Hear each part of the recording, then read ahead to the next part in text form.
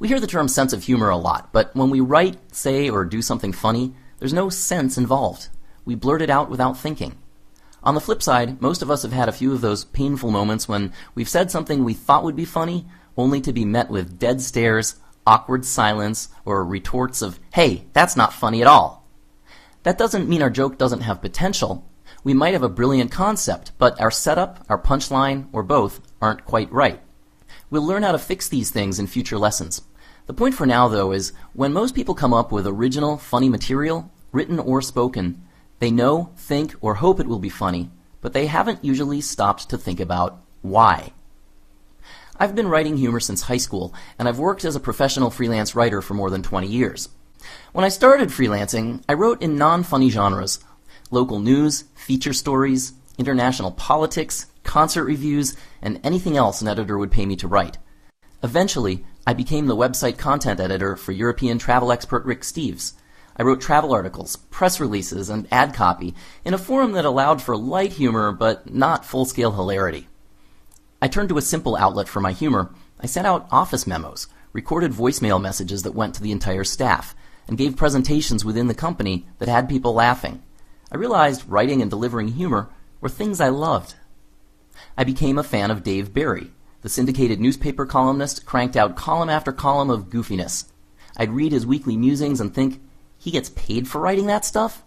I want to do that. So I started taking comedy very seriously. I became a humor nerd. I devoured book after book by Mr. Barry, and I began to notice patterns. Similar techniques popped up in unrelated stories. I discovered that, yes, creativity and spontaneity are crucial parts to humor. But there's another component, a series of techniques that can be applied to virtually all things funny. People often ask me, doesn't that become formulaic? Don't you lose the creativity if you break humor down to a series of techniques? Nope, the creativity is in the storytelling. The techniques are your bag of tricks to draw from. You still must use your creativity to mold those techniques into your best jokes.